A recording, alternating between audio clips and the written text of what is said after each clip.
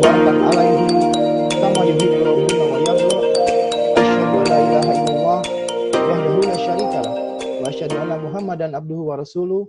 Allahumma shalli wa sallim wa barik ala Muhammad wa ala alihi washabi ajmain. Amma ba'd. Segala puji hanya bagi Allah Subhanahu wa taala yang kita panjatkan, karena di tengah waktu pandemi COVID-19 ini kita masih diberikan nikmat sehat dan nikmat waktu untuk dapat hadir bersama-sama dalam webinar kali ini. Semoga kita semua bisa mengambil manfaat yang sebesar-besarnya. Amin amin ya rabbal alamin. Dan salawat serta salam senantiasa tercurah dan terlimpah kepada junjungan kita yang mulia baginda Rasulullah Shallallahu Alaihi Wasallam, dan juga semoga tercurah kepada keluarga beliau, kepada para sahabat beliau, kepada para seluruh umat yang berupaya mengikuti jejak beliau, dan kita bermohon kepada Allah Subhanahu Wa Taala agar kita termasuk semua di dalamnya. Amin amin ya rabbal alamin. Apa kabar Bapak-bapak, Ibu-ibu, para pemirsa dan sahabat semua yang menyaksikan live streaming acara pada malam hari ini, Rabu 20 Mei 2020, yang kami sajikan via YouTube, Pajak Online TV, dan Bank Infak TV, serta live Facebook di akunnya Bang Sandiaga Salahuddin Uno. Para pemirsa, acara malam ini merupakan hasil kolaborasi antara pajakonline.com bekerjasama dengan Bank Infak, serta PT Mitra Sakti Sinergi, dan juga para mitra Bank Infak, diantaranya adalah Bank Syariah Harta Insan Karimah, Gemawira atau Gerakan Masyarakat Wirausaha, serta PT Mitra Sakti Sinergi, Business and Tax Consulting. Dan alhamdulillah pada kesempatan kali ini, tema webinar kita adalah insentif pajak dapatkah menjadi solusi pengusaha di saat krisis? Perlu kita garis bawahi dengan tanda tanya, karena itu bukan suatu pernyataan. Dan pada malam hari ini pemirsa, akan hadir di antara kita 3 pembicara yang super keren pada kesempatan kali ini, yaitu pertama adalah Bapak Hestu Yoga Saksama, Direktur Penyuluhan Pelayanan dan Humas Direktorat Jenderal Pajak. Selamat malam Pak Hestu. Selamat malam Pak Laja. Sehat Pak? Sehat, alhamdulillah. Alhamdulillah Pak ya. Juga ya Pak ya. Dan kemudian ada Bapak Abdul Koni, Managing Partner Pajak Online Consulting Group. Selamat malam Pak Abdul Koni. Assalamualaikum warahmatullahi wabarakatuh. Waalaikumsalam warahmatullahi wabarakatuh. Sehat ya Pak? Alhamdulillah sehat. Bapak kayaknya cerah ceria selalu nih.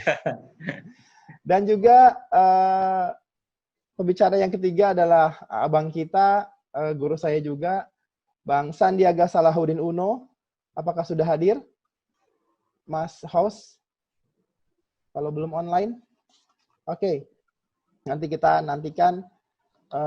Memang Pak Abdul Koni dan Pak Hestu, teman-teman di beberapa daerah nih mati lampu nih, karena tadi hujan cukup besar. Ya, dan kali ini kita memang melihat bahwa suasana pada malam hari ini benar-benar hujan, dan insya Allah nanti ada keberkahan untuk kita semuanya di dalam webinar ini. Amin. Sambil menunggu Bang Sandi untuk online, mungkin kita bisa mulai, karena saya lihat Bang Sandi masih live juga di Facebook-nya. Kebijakan pajak yang pro rakyat di era COVID-19 ini tentunya sangat ditunggu masyarakat nih Pak Hestu. Ya. Sangat ditunggu oleh masyarakat, dan demikian juga para pelaku usaha yang saat ini tengah mengalami banyak tekanan dan tantangan seiring menurunnya roda perekonomian baik nasional maupun dunia. Tentunya mereka berharap ada kebijakan-kebijakan yang membawa angin segar pada kebijakan pemerintah saat ini. Tidak tinggal diam, kami yakin dan kami lihat bahwa pemerintah juga melalui Direktorat Jenderal Pajak turut serta menggelontorkan nih sejumlah kebijakan-kebijakan. Nah, seberapa efektifkah kebijakan insentif itu? Bagaimana penerapannya? Kemudian nanti ada tanggapan dari para pelaku usaha. Nanti akan kita undang juga beberapa pelaku usaha. Dan insya Allah nih Pak Hestu, paket-paket dari pemerintah ini bisa membantu teman-teman dunia usaha. Karena kalau dulu krisis sebelumnya itu yang kepukul korporasi, kalau ini kayaknya yang KO semuanya nih Pak. Gitu Pak Hestu. Kami persilakan ya, untuk Pak Hestu silahkan. Baik, terima kasih. Assalamualaikum warahmatullahi wabarakatuh kepada seluruh pemirsa Semoga semuanya dalam kondisi yang sehat dan baik-baik saja. Nah, baik, terima kasih atas undangannya kepada kami dari Direktorat Jenderal Pajak. Jadi kalau tadi temanya adalah mampukah kebijakan pajak ini menjadi counter cyclical bagi kondisi atau bagi pengusaha yang kondisinya tidak menguntungkan saat ini karena pandemik. Nah, mungkin kita bicara dulu terkait dengan kondisi yang saat ini ada. Memang kondisinya adalah kondisi yang berat dan sangat berat, sebagaimana sudah berulang kali disampaikan oleh pemerintah, dalam hal ini Menteri Keuangan, bahwa kita mengawali tahun 2020 dengan optimisme dan kita mentargetkan pertumbuhan ekonomi 5,3%. Namun demikian, ketika terjadi kondisi pandemi COVID ini, maka itu target langsung direvisi dan skema yang ada adalah skema yang berat dan sangat berat. Artinya tidak ada skema ringan atau sedang. Memang ini akan menjadi berat dan sangat berat. Dan ini sudah terlihat dari pertumbuhan ekonomi di kuartal 1 kemarin 2,97. Dan pemerintah sudah berancang-ancang kalau tadi dikatakan berat, maka pertumbuhan ekonominya hanya akan 2,3% di 2020 ini.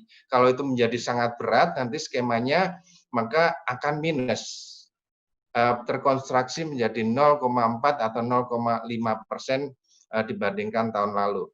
Nah, bagaimana kemudian upaya-upaya pemerintah? Nah, tentunya kita harus melihatnya dari secara keseluruhan, bahwa pemerintah menggunakan seluruh instrumennya yang dimiliki. Dan ini tidak hanya pemerintah, tetapi juga otoritas moneter, dalam hal ini BI, OJK, LPS. Nah, konteksnya adalah upaya pemerintah secara menyeluruh, instrumennya sangat banyak, oleh karena itu kalau kita bicara insentif pajak atau kebijakan pajak, itu artinya kita hanya bicara satu instrumen, satu bagian saja dari sekian banyak yang dilakukan oleh pemerintah dan otoritas moneter. Kita ambil contoh misalnya, kalau terkait dengan pemulihan ekonomi, dalam hal ini memang sangat erat berkaitan dengan kegiatan usaha, bisnis. Nah, ini seperti yang kemarin barusan disampaikan, ada pagu untuk melakukan stimulus fiskal yang nilainya sudah sampai dengan 641 triliun. Nah, 641 triliun ini yang dibagi-bagi ke dalam berbagai seperti dukungan konsumsi untuk bansos, subsidi sebesar 172 triliun, kemudian bunga kredit, subsidi bunga kredit, kemudian penjaminan modal kerja, kemudian memberikan kompensasi ataupun bentuk lain untuk BUMN, termasuk juga untuk Pemda. Dan secara total kalau itu di jumlah 641 triliun yang sebelumnya memang tidak dianggarkan untuk itu.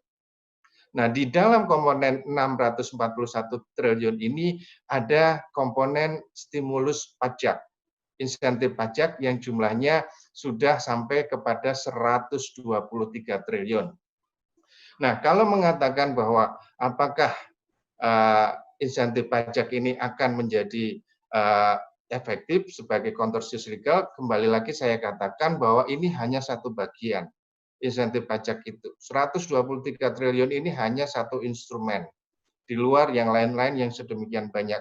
Jadi saya ingin mengatakan bahwa tidak mungkin pajak saja yang diharapkan untuk menjadi counter cyclical. Kenapa? Satu, bahwa coverage pajak ini kan tidak sedemikian luas. Artinya apa? Banyak sektor-sektor yang masyarakat yang tidak selama ini tidak terekspos pajak. Contohnya seperti masyarakat orang pribadi yang penghasilannya 4,5 juta per bulan ke bawah, atau itu di bawah PTKP, memang nggak pernah tersentuh pajak. Tapi mereka tetap membutuhkan bantuan dari pemerintah. Oleh karena ini pajak tidak bisa menyentuh mereka. Kemudian hal kedua adalah bahwa pajak 123 triliun ini sebenarnya sudah mengcover hampir 10% dari penerimaan pajak kita tahun lalu. Artinya ini suatu jumlah yang cukup signifikan bagi penerimaan pajak kita tahun ini. bahwa pemerintah melalui DJP menggelontorkan insentif tadi 123 yang merupakan jumlah yang cukup signifikan, hampir 10% dari penerimaan tahun lalu. Oleh karena itu, terkait itu maka sudah dilakukan moderasi target penerimaan pajak kita di tahun 2020 ini dari 1.642 triliun menjadi 1.254 triliun di Perpres 54 2020 kemarin.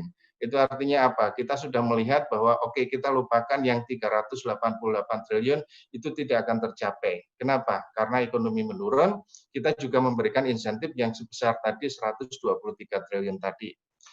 Nah, di sisi lain, bahwa pajak bukan satu-satunya dan tidak bisa memberikan yang sedemikian besar adalah karena kondisi perpajakan kita sendiri. Kalau kita lihat tax ratio kita itu sekarang hanya 10, sekian persen, 10,2% di tahun 2019 kemarin. Kapasitas penerimaan pajak kita tidak cukup besar untuk memberikan stimulus yang sedemikian besar. Ini berbeda misalnya kalau kita cerita Amerika, tax ratio-nya 24%. Oleh karena itu, insentif yang diberikan dalam bentuk tax loss itu cukup besar. Nah, kapasitas kita, tax ratio kita tidak mencukupi untuk melakukan itu. Sementara di sisi lain, bahwa penerimaan pajak pun tetap menjadi andalan bagi pemerintah untuk penanganan COVID-19 ini. Nah, namun demikian bisa kami sampaikan bahwa insentif pajak tetap diberikan. Ada beberapa skema. Yang pertama untuk skema kesehatan, barang-barang yang terkait dengan penanganan COVID, obat, masker segala macam itu pajak-pajaknya sudah kita relief. Kita berikan relaksasi, tidak ada pajak dulu selama 6 bulan dari April sampai dengan September. Itu yang pertama. Kalau terkait dengan pemulihan ekonomi, maka kita memiliki PMK 44, awalnya PMK 23 yang hanya untuk sektor industri manufaktur kita perluas menjadi sedemikian besar, sedemikian banyak, hampir keseluruhan sektor tersentuh oleh insentif PMK 44 ini. Untuk masa pajak April sampai dengan September nanti, yang pertama, insentifnya adalah satu, untuk UMKM yang selama ini membayar 0,5%, maka itu tetap terutang, namun ditanggung pemerintah. Pemerintah yang akan membayar. Yang kedua, dari sisi yang di luar UMKM, tetapi ini adalah wajib pajak badan. Yang pertama adalah adanya penurunan tarif PPh badan dari 25% menjadi 22% dan efektif berlaku tahun 2020 ini. Dampak langsungnya apa? Dampak langsungnya adalah angsuran PPh pasal 25 mulai masa pajak April sudah langsung berkurang sebesar 12,5% dari 25% menjadi 22%. Itu yang pertama di Perpu 1. Nah, di PMK 44 sendiri ada skema lain. Selain penurunan tarif tadi, juga mendapat pengurangan angsuran PPh badannya sebesar 30% untuk 831 sektor. Ini cukup luas, cukup banyak. Nah, itu yang untuk PPh, untuk wajib pajak badan atau perusahaan. Selain itu juga ada pembebasan PPh pasal 22 impor. Selama ini membayar barang impor kena PPh pasal 22. Nah, sekarang kita bebaskan dulu. Untuk perusahaannya juga kita memberikan yang namanya restitusi dipercepat untuk PPN yang biasanya threshold-nya itu 1 miliar per masa pajak, ini menjadi 5 miliar per masa pajak. Dan itu kita berikan dipercepat langsung 1 bulan melalui penelitian langsung keluar. Ini untuk membantu cash flow dari perusahaan-perusahaan tersebut. Nah, bagi karyawannya sendiri, apabila karyawan atau pegawai itu penghasilan bruto yang tetap atau teraturnya sampai dengan 200 juta atau per bulan 16 juta, maka PPh pasal 21-nya itu ditanggung oleh pemerintah. Nah, ini sebenarnya cukup signifikan bagi pengusaha, baik yang UMKM tadi ditanggung pemerintah, maupun yang non-UMKM, sangat-sangat mengurangi beban pajaknya selama 6 bulan ke depan. Nah, oleh karena itu, kembali lagi bahwa pemerintah melalui Direktorat Jenderal Pajak sudah memberikan insentif yang cukup signifikan, namun demikian dalam konteks bahwa memang pajak masih dibutuhkan untuk penanganan COVID ini, maka itulah skema yang paling terbaik baik bagi pengusaha maupun bagi pemerintah. Dan itu kembali lagi saya sampaikan bukan satu-satunya instrumen sebagai instrumen countercyclical bagi perekonomian kita, bagi dunia usaha kita. Begitu banyak lagi yang diberikan oleh pemerintah melalui skema stimulus fiskal maupun moneter yang saat ini sedang berjalan. Kira-kira seperti itu, Pak Anja. Terima kasih. Mohon maaf, nanti kita bisa berdiskusi lagi terkait dengan insentif perpajakan ini. Terima kasih. Baik, terima kasih Pak Hestu Yoga Saksama. Ini luar biasa Pak ya, upaya daripada pemerintah lewat Direktorat Jenderal Pajak. Tadi sudah kita melihat bahwa banyak sekali insentif yang diberikan oleh pemerintah. Kemudian skemanya langsung ditentukan ya Pak ya, skema berat dan sangat berat. Jadi udah nggak ada kata-kata ringan lagi karena memang semua dunia usaha terpukul. Dan kita melihat bahwa UMKM juga diperhatikan oleh pemerintah saat ini karena memang mereka yang KO duluan nih Pak di tengah badai pandemi COVID-19 ini. Dan terima kasih kepada Pak Hestu Yoga Saksama. Nanti kita akan kembali lagi Pak untuk berbincang nanti. Kemudian jangan lupa para pemirsa bahwa acara pada malam hari ini disiarkan langsung di YouTube Pajak Online TV dan Bank Infak TV. Tolong di like and subscribe-nya dan juga live di Facebook-nya Bang Sandiaga Salahuddin Uno. Baik, kita akan melihat sejenak 1 menit para mitra yang telah bekerja sama dengan Bank Infak. Host, kami persilahkan.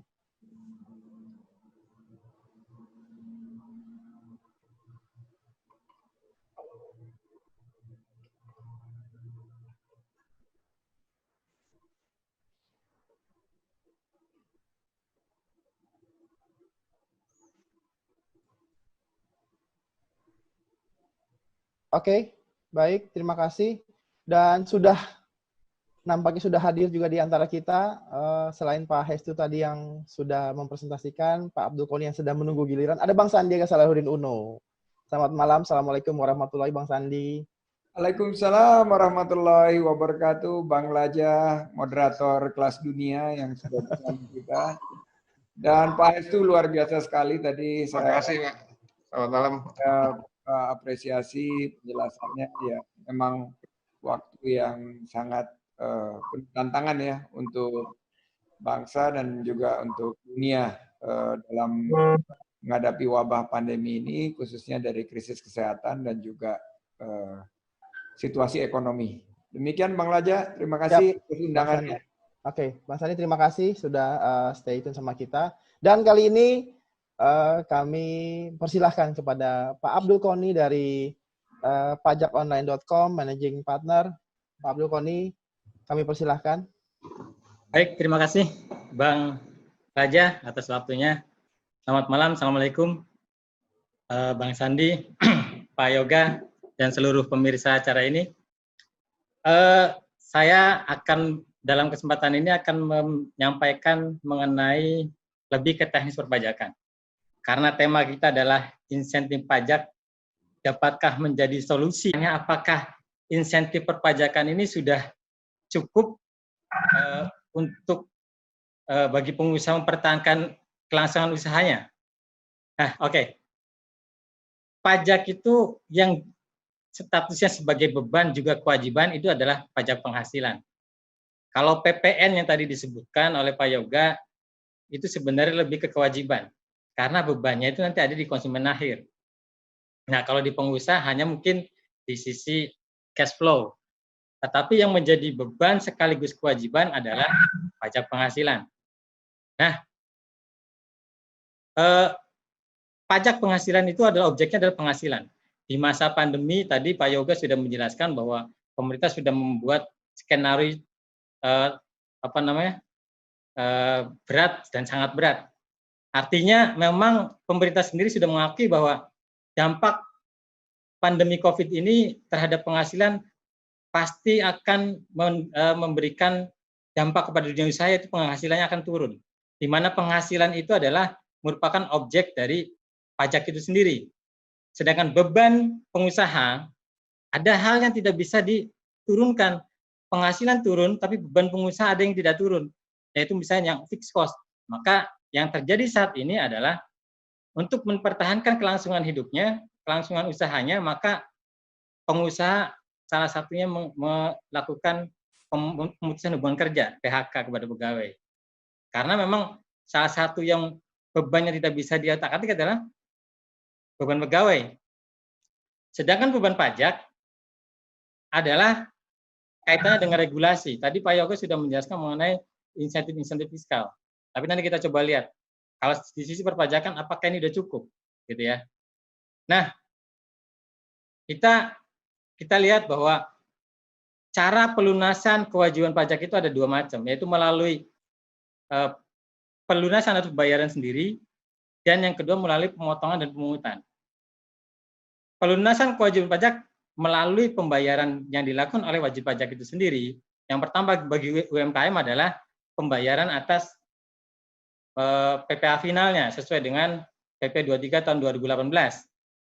Dari kalau di UMKM, dari sisi perpajakan sebenarnya UMKM ini lebih safe di masa pandemi ini. Artinya ketika penghasilan UMKM itu turun, maka otomatis kewajibannya ikut turun, kewajiban pajaknya. Karena dasar dari penghitungan kewajiban pajaknya berdasarkan penghasilan kotor yang diterima.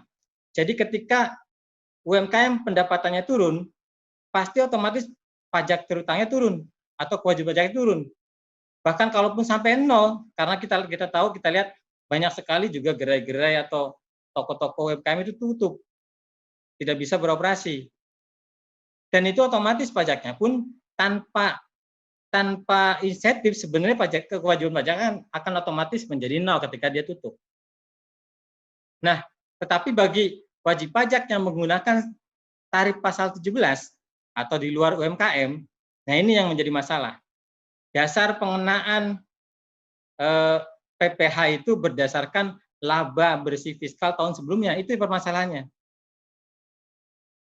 Tahun lalu kondisinya normal.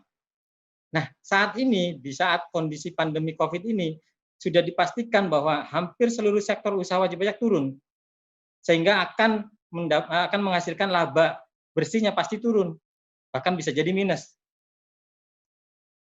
Di berita saya baca ada Toyota aja, holdingnya mengatakan bahwa tahun ini prediksinya laba bersihnya itu turun 80%. Artinya hanya menyisakan 20% dibanding tahun lalu. Nah, seharusnya kan ketika penghasilannya turun, maka itu kewajiban pajak pun harusnya turun. Tetapi karena mekanisme pelunasan kewajiban pajak menggunakan mekanisme angsuran, yaitu pasal 25, di mana dasar perhitungannya berdasarkan laba bersih tahun sebelumnya, maka ini yang jadi masalah. Tetapi tadi pemerintah sudah, Pak Yoga melalui Direktur Jenderal Pajak sudah menerbitkan ketentuan PP KMK 44 tahun 2020, di mana angsuran mendapatkan relaksasi atau pengurangan sebesar 30%. Tapi ini apakah cukup atau tidak nanti? Nah, ini yang jadi permasalahan. Dan ada lagi kewajiban-kewajiban pajak, yaitu WP-WP yang sebenarnya UMKM, yaitu penghasilannya di bawah 4,8 miliar, tetapi dia tidak berhak menggunakan tarif UMKM.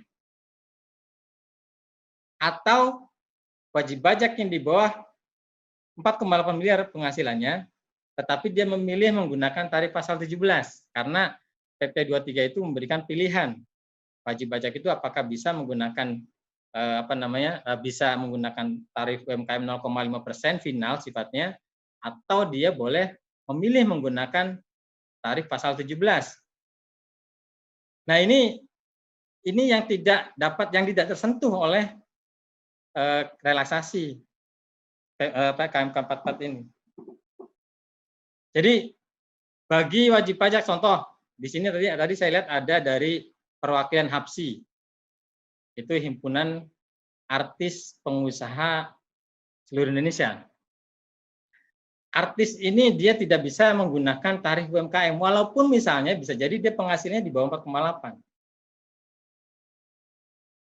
Usaha-usaha yang dibentuk oleh orang pribadi yang punya keahlian tertentu juga tidak dapat menggunakan tarif UMKM.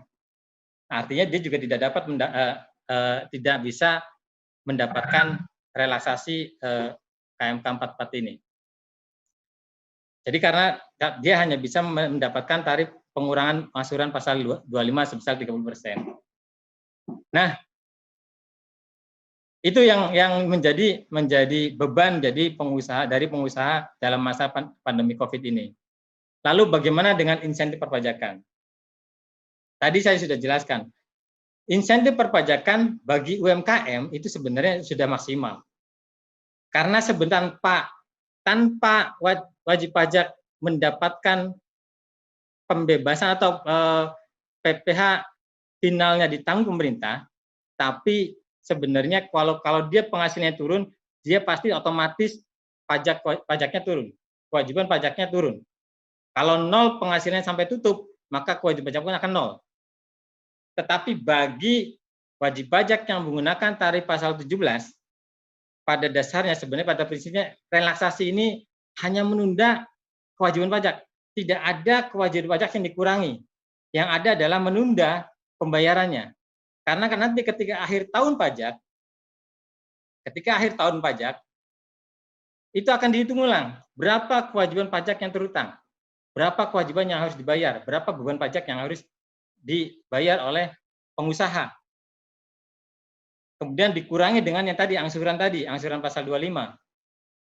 Dan PPh 22 impor, tapi PPh 22 impor juga dibebaskan. Nah, tetapi secara keseluruhan nanti kewajiban pajak itu kalau bagi wajib pajak yang menggunakan tarif pasal 17, dia tidak mendapatkan pengurangan kewajiban pajak, tidak ada. Tidak mendapatkan pengurangan beban pajak. Hanya dia mendapatkan kelonggaran angsuran, dikurangi 30% dari yang seharusnya. Meskipun memang saat ini pemerintah dengan Perpu nomor 1 tahun 2020 yang saya dengar sudah disahkan menjadi undang-undang, juga tarifnya sudah turun tadi yang disampaikan Pak Yoga, yaitu menjadi 22% dari sebelumnya 25%. Nah, ini yang berarti saat ini ketika penghasilan turun, kemudian pasal 25-nya tidak turun atau turunnya kurang, maka dampaknya adalah di akhir tahun ketika dihitung ulang jumlah pajak terutang, ada kemungkinan potensi kelebihan pembayaran pajak. Ya, jadi tadi pasal 25 itu hanya angsuran, bukan melunasi kewajiban. Artinya itu hanya angsuran untuk meringankan kewajiban pajak yang akan dihitung ulang pada akhir periode. Beda dengan UMKM tadi ya. Kalau UMKM tadi itu benar-benar dibebaskan atau ditanggung pemerintah ketika masa April sampai dengan September. Nah, tapi kalau bagi wajib pajak yang pasal 17, dia tidak ada pengurangan kewajiban pajaknya. Hanya pengurangan angsurannya. Nah, apakah cukup? Sekarang pertanyaan, apakah cukup pengurangan angsuran ini bagi pengusaha agar bisa meringankan beban, agar dia bisa mempertahankan dunia usahanya, kegiatan usahanya. Ini kalau kita lihat secara keseluruhan, mungkin tadi Pak Yoga sudah menjelaskan, kalau perpajakan itu hanya sebagian kecil sebenarnya. Bebannya pun juga hanya sekian persen atau sebagian kecil dari beban yang ditanggung oleh pengusaha. Tetapi kalau dari sisi perpajakannya, kalau kita bicara perpajakan, pengurangan angsuran 30% itu bisa jadi cukup, bisa jadi tidak, tergantung seberapa lama nih kondisi saat ini. Akan berlangsung sampai dengan kapan, dan seberapa dalam nanti dampak pandemi COVID ini terhadap dunia ekonomi kita saat ini. Mungkin nanti Bang Sandiaga bisa menjelaskan, bisa menceritakan saat ini dunia usaha seperti apa, gitu ya. Kalau misalnya dampaknya tidak terlalu dalam, bisa jadi pengurangan angsuran 30% sudah cukup. Tetapi ketika terlalu dalam, bahkan sampai minus, dampaknya angsuran yang dibayar seberapapun itu menjadi kelebihan pembayaran pajak. Artinya ada pembayaran pajak yang seharusnya tidak perlu dibayar karena kewajibannya lebih kecil dibanding pembayaran yang dilakukan oleh wajib pajak. Yang kita tahu sendiri bahwa ketika terjadi kelebihan pembayaran pajak, proses untuk permohonan pengembaliannya itu butuh waktu yang cukup lama. Bisa setahun. Itu pun dihitung dari saat permohonan atau saat disampaikannya SPT lebih bayar tersebut. Kalau dihitung dari saat bayar bisa jadi hampir 2 tahun. Jadi cukup lama. Nah ini harusnya kan ketika ini di saat pandemi wajib pajak pengusaha-pengusaha sedang mengalami krisis, ini dana ini mengendap di pemerintah yang seharusnya bisa dipakai digunakan untuk menjaga kelangsungan kegiatan usahanya. Ini yang mungkin menjadi permasalahan. Nah, lalu apakah ada solusi lain? Kalau memang ini misalnya dalam perjalanan masih tidak cukup pengurangan angsuran pasal 25 ini. Nah, sebenarnya ada satu solusi yang mungkin kalau dari ketentuannya, yaitu keputusan Dirjen Pajak tahun 2000 itu nomor 537, wajib pajak punya hak untuk mengajukan permohonan angsuran jika ketika estimasi perhitungannya pajak terutang akan mengalami penurunan 25% lebih. Nah, itu wajib pajak harus mengajukan permohonan. Tetapi lagi-lagi kadang di lapangan ketika wajib pajak mengajukan permohonan pengurangan angsuran kepada kepala kantor pajak, itu ada sisi subjektivitasnya. Artinya hasil wajib pajak ketika membuat proyeksi pendapatan tahun ini akan terjadi penurunan sekian, belum tentu menurut pendapatnya kepala kantor itu memang terjadi penurunan sedemikian itu. Tetapi bisa jadi ada koreksi, bahkan bisa ditolak. Ini permasalahannya. Wajib pajak sudah menjelaskan melalui permohonannya bahwa akan terjadi penurunan sekian sehingga perhitungan pajak terutang menjadi sekian dan pasal 25 menjadi sekian, itu belum tentu dikabulkan. Itu yang jadi masalahnya. Nanti mungkin Pak Yoga bisa memberikan tanggapan. Karena kalau dari ketentuan keputusan Dirjen Pajak nomor 537 ini tidak ada syarat atau pengecualian. Kalau kita sudah mendapatkan insentif perpajakan berdasarkan KMK 44, itu kemudian tidak boleh kembali mengajukan permohonan pengurangan angsuran.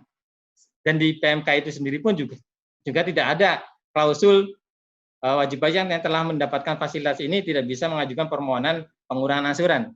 Jadi mungkin itu salah satu solusi. Nah, kemudian bisa jadi juga jika memang Dirjen Pajak akan melihatnya atau akan meninjau ulang seberapa sih sebenarnya angsuran pajak ini bisa dilakukan penurunan. Mungkin karena kan gini, ada cara perhitungan pasal 25 yang berbeda dibanding dengan secara umum, yaitu bagi wajib pajak BUMN, kemudian atau lembaga keuangan perbankan gitu ya. Dia yang punya kewajiban melaporkan laporan keuangan secara berkala, yaitu per triwulan. Nah, dasarnya dari situ. Nah, tapi apakah memungkinkan? Ya, saya tidak tahu, nanti mungkin Pak Yoga bisa menjelaskan. Mungkin dari saya itu saja, Bang Laja. Terima kasih. Nanti kita bisa diskusi setelah selesai atau setelah Pak Sandiaga Uno memaparkan materinya. Terima kasih. Baik, terima kasih Pak Abdul Qoni. Saya ada beberapa catatan menarik yang di sini yang tadi Bapak sampaikan bahwa relaksasi memang belum menyeluruh, kemudian tidak semua yang punya penghasilan 4,8 juta itu mendapatkan tarif UMKM. Nah, itu salah satu pertanyaan dan PR juga bagi kita. Dan di bidang perpajakan belum maksimal nih karena hanya bisa menunda ya, untuk dari tarif pasal 17 hanya bisa menunda, bukan dikurangi pajak, tapi bebannya hanya dimundurkan ke belakang ya Pak ya. Hanya ke belakang. Dan ada satu usulan untuk percepatan pengembalian kelebihan pembayaran pajak. Jangan sampai terlalu lama karena itu juga sangat diperlukan. Dan juga untuk pengajuan angsurannya ini bisa harus menghilangkan unsur subjektivitas dari sisi Dirjen Pajak sendiri. Dan kita lihat memang bahwa PR-nya nanti Pak, setelah insya Allah misalnya pandemi ini cepat berlalu, bangunnya ini juga agak susah nih untuk start ulang nih Pak. Teman-teman UMKM kan ada yang sudah jual peralatannya segala macam, ya kan. dan kita akan melihat menunggu bagaimana nanti perkembangan daripada diskusi ini. Baik, terima kasih Pak Abdul Koni. Dan pemirsa, acara hari ini saya ingatkan kembali merupakan hasil kolaborasi antara pajakonline.com bekerjasama dengan Bank Infak serta PT Mitra Sakti Sinergi dan juga para mitra Bank Infak pada malam hari ini, yaitu Bank Syariah Harta Insan Karimah, ada Gemawira, Gerakan Masyarakat Wirausaha, dan PT Mitra Sakti Sinergi, Business and Tax Consulting. Dan kali ini kita menuju ke Bang Sandiaga Salahuddin Uno. Bang Sandi. Halo. Assalamualaikum Mas. Waalaikumsalam Bro Laja. Masih fit ya Mas jam segini? Senanglah kita kalau dengerin di malam-malam akhir Ramadan ini pencerahan-pencerahan dari Pak Abdul Koni dan juga Mas Hestu. Saya ingin menyapa Mas Agung Suryamal, kolega saya dari Kadin Jawa Barat. Ada juga Pak Sarman Simanjorang dari HIPI DKI Jakarta, dan semua ada Mbak Diantri Lapian juga yang bergabung dari Gemawira mewakili pengusaha perempuan ya, dan luar biasa ini.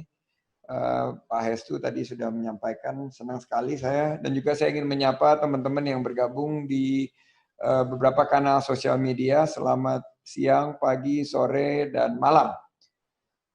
Mudah-mudahan kita semua dalam keadaan sehat walafiat. Amin, amin ya rabbal alamin. Mas Sandi, silakan Bang Sandi. Kita melihat tadi sudah ada paparan dari Pak Hestu Yoga Saksama bahwa pemerintah sudah berupaya untuk melakukan hal yang maksimal di bidang perpajakan, tapi tadi ada catatan dari Pak Abdul Koni bahwa belum semua nih, belum komprehensif nih, dan masih terjadi sesuatu yang ketidakpastian dari wajib pajak karena hanya mendapatkan satu penundaan. Dan ada juga yang penghasilan teman-teman di bidang seni yang misalnya itu tidak bisa digolongkan kepada tarif UMKM. Nah, ini terus terang tergantung dunia usaha itu sendiri. Seberapa optimis, seperti apa keadaannya sekarang, ya Bang Sandi sebagai seorang pengusaha nasional dan juga ketua relawan nasional melawan COVID-19. Mantan pengusaha.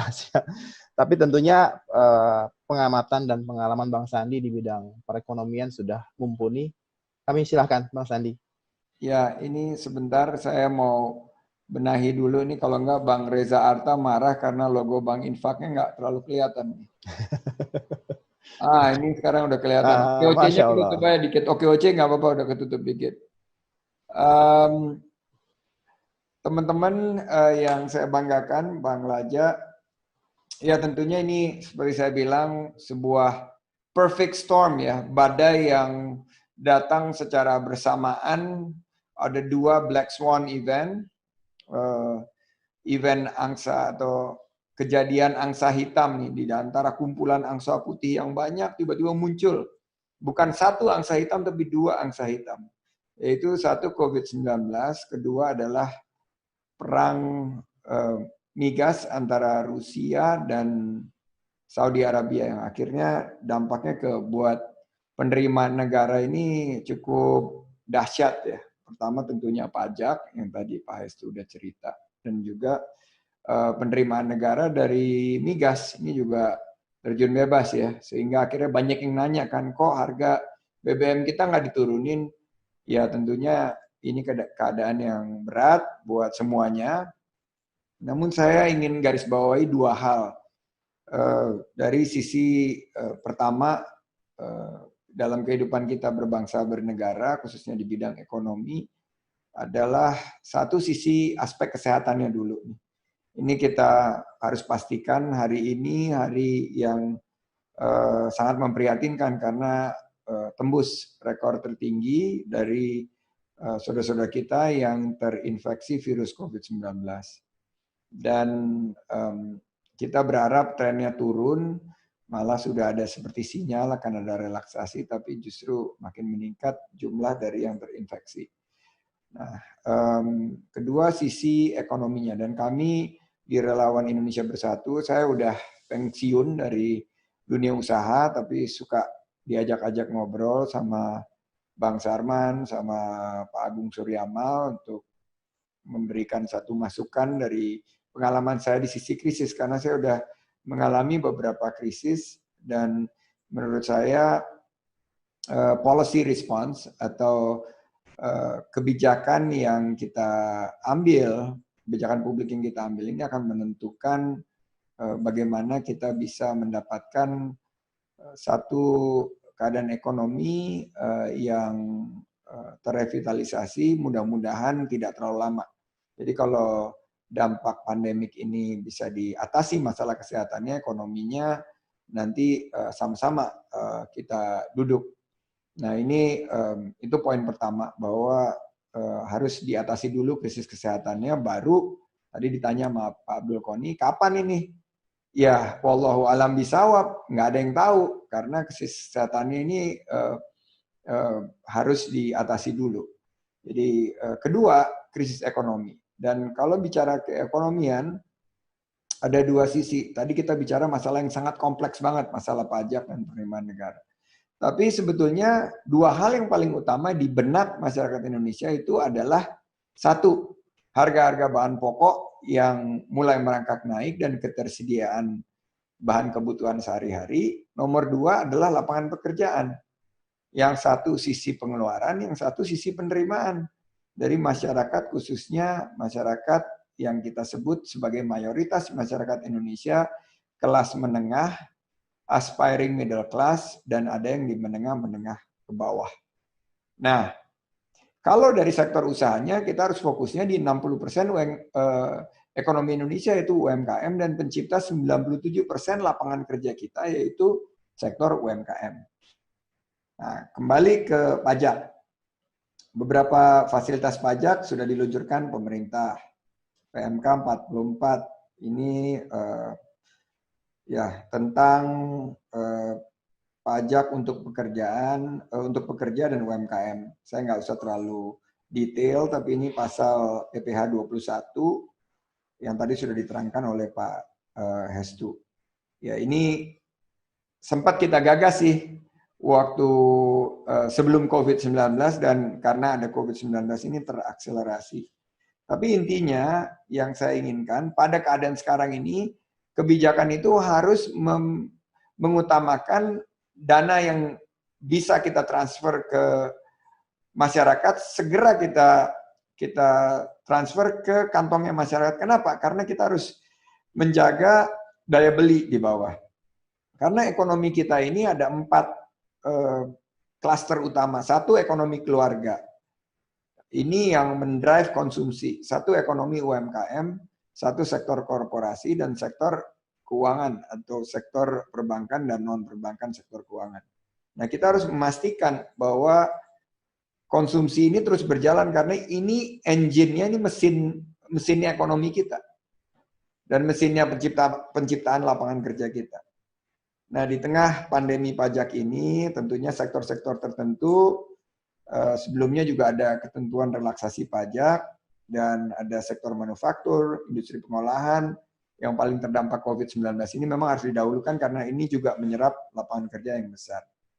Tapi di tengah pandemi, fungsi teman-teman pajak ini juga selain daripada memberi relaksasi, memberikan breathing room, ya, ruang untuk napas UMKM, juga harus menstimulasi dan bantu masyarakat dalam hal sosial dan ekonomi. Ini saat yang sangat berat buat teman-teman di pajak. Jadi kita juga prihatin, dan kita mesti sama-sama sekarang bergandengan tangan, jangan saling menyalahkan, kita coba bersatu padu, karena kita menghadapi krisis ini bersama. Musuh utama kita adalah COVID-19. Nah, untuk fasilitas UMKM, nanti kita bisa lihat bahwa UMKM mendapatkan fasilitas pajak penghasilan final tarif 0,5%. Ini yang ditanggung oleh pemerintah, dan target industri terdampak ini ada waktu 6 bulan untuk besaran yang ditetapkan. Pesan saya bahwa di dalam krisis yang maha dahsyat seperti sekarang, yang unprecedented, yang belum pernah terjadi dalam era modern Indonesia ini, adalah seberapa jauh daya tangkal terhadap meningkatnya angka pengangguran. Karena tadi saya bilang yang pertama adalah bagaimana caranya kita menyetop PHK supaya masyarakat di bawah ini masih memiliki pendapatan, penghasilan, dan kita memberikan insentif perusahaan untuk tidak melakukan PHK. Kedua, seberapa besar daya dukungnya pada UMKM yang terdampak? Karena UMKM ini pencipta 97% lapangan kerja. Jangan salah.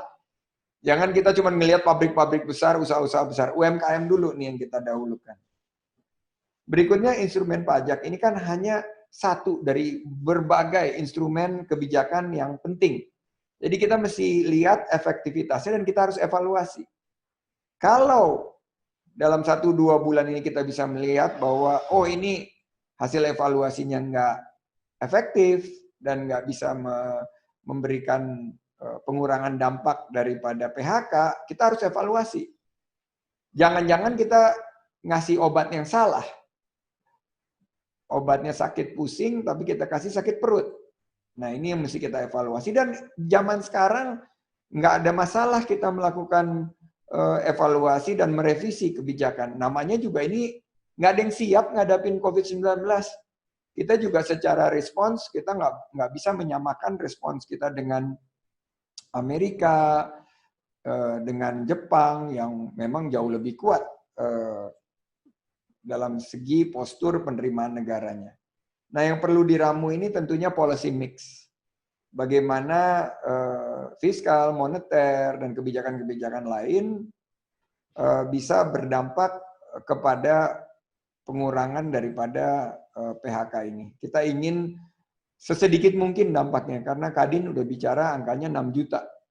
Modeling kami, kalau ini benar bisa sampai Juli ini kita bisa mulai bangkit, mudah-mudahan kita ada di angka 10 juta. Worst case-nya itu 15 juta PHK yang diakibatkan oleh pandemi ini. Jadi kita ikuti perkembangan terakhir, semuanya harus berbasis sains dan data.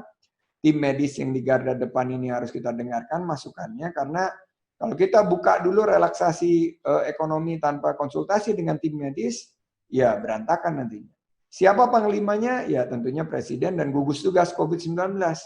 Jadi jangan simpang siur, membingungkan di masyarakat. Dan saya melihat perkembangan terakhir ini kita harus disiplin.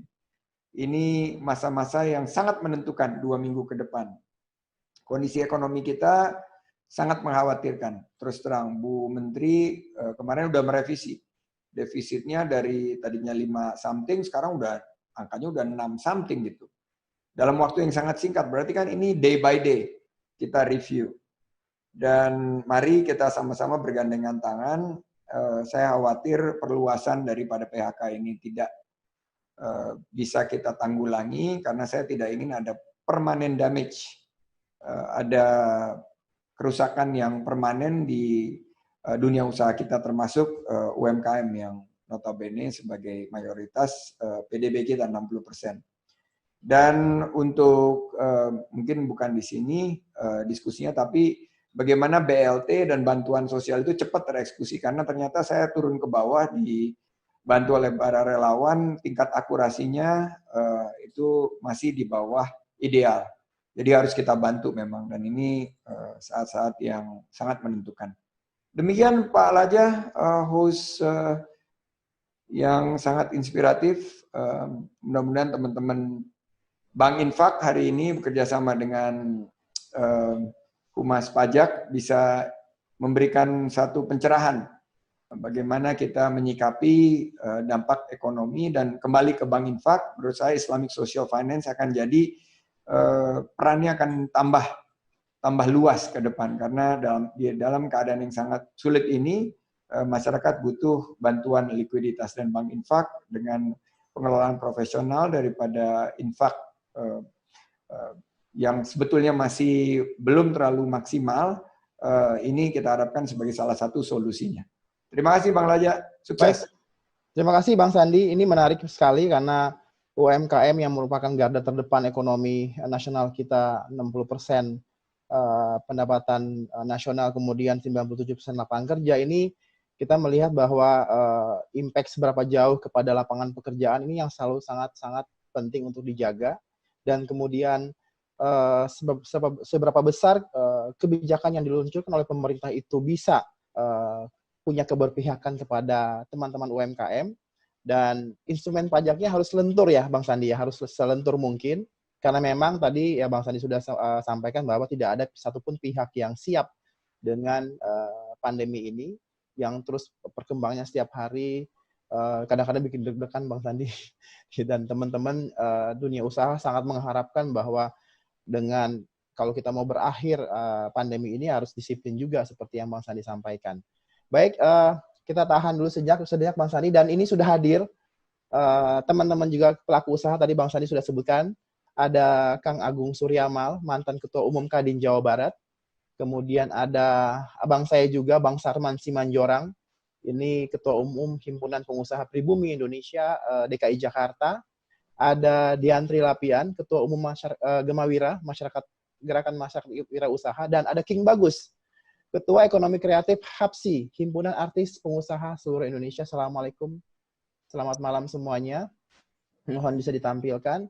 Dan Pak Abdul Koni juga Pak Hestu Yoga Saksama, silahkan juga untuk bisa ditampilkan dari teman-teman host.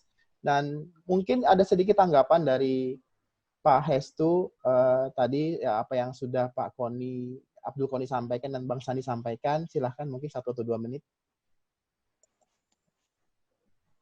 Mic-nya mohon di on kan Pak?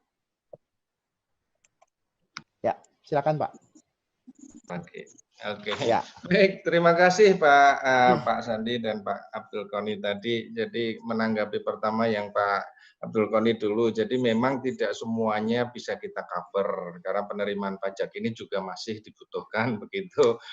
Dan misalnya seperti pekerja seni, sebenarnya kalau pekerja sendiri masuk dalam skema yang PMK 44 ya, pengurangan 30% itu ada.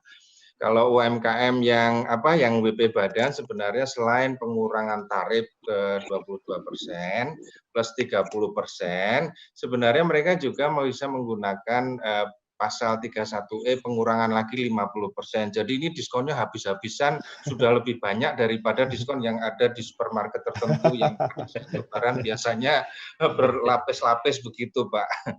Nah, terima kasih. Jadi memang kalau ada sektor-sektor tertentu yang belum tercover, memang kemarin seperti PMK 44 itu kan ada perkembangannya dari 23, waktu itu hanya industri, manufaktur, kemudian ditambah lagi banyak, dan itu kita bahas bareng bersama Kadin, Apindo, yang mana sih? Mungkin sebagian memang nggak bisa, karena memang mereka untung, misalnya telekomunikasi atau apa, nah itu kan memang kita tidak bisa cover. Kalau untuk Bang Sandi, terima kasih Bang Sandi, tadi masukannya bagus sekali. Nah, kemudian cuma yang menggelitik saya, obatnya harus tepat. Nah, jangan pusing dikasih obat pegel begitu ya. Tapi kalau boleh dilihat skema pemerintah saat ini yang dilakukan, ini semua obat dikeluarin Pak kayaknya. Semua obat dan tiap hari bisa bertambah, persis sekali seperti yang Pak Sandi tadi sampaikan, awalnya 405, sekarang 642. Kalau kita lihat misalnya dukungan konsumsi, bansos segala macam, awalnya itu cuma 110 triliun, sekarang sudah menjadi 172. Skema-skema untuk UMKM, subsidi bunga kreditnya, 34 triliun, imbalan penjaminan, kemudian kalau ada modal kerja didorong bank itu ngasih modal kerja, pemerintah yang menjamin segala macam penyertaan modal, penempatan dana-dana pemerintah dan segala macam. Ini sebenarnya kalau kita bicara tadi kembali lagi semua obat dikeluarin Pak. Mungkin nanti mudah-mudahan jadi yang sakit ini kena, yang sakit itu dapat, yang sakit ini dapat. Mudah-mudahan hampir semua ini bisa yang sakit tadi bisa terobati semuanya. Kira-kira seperti itu. Baik Pak Hestu, semoga jangan ada yang tetap semangat Pak Hestu, tetap semangat Bang Sandi, semangat Bapak Ibu sekalian. Dan semoga tidak ada satu orang yang menelan obat semua ya Pak ya, karena komplikasi. Baik Pak Abdul Koni silakan. Ya, jadi terima kasih. Memang betul. Jadi memang saat ini pemerintah benar-benar seperti tadi Pak Yoga sampaikan, ya memang kita lagi butuh, pemerintah sedang butuh dukungan memang. Nah, kembali ke tadi, apakah cukup apa tidak insentif perpajakan itu ya, tadi Bang Sandi juga sudah menyampaikan, ya wawalam sampai kapan nih pandemi ini bisa selesai gitu ya. Artinya memang pemerintah dengan kebijakan menerbitkan PMK 44 ini sudah cukup bagus. Apalagi untuk UMKM, dunia UMKM, saya bilang tadi bahwa sangat maksimal mendapatkan insentif perpajakan karena benar-benar ditanggung pemerintah.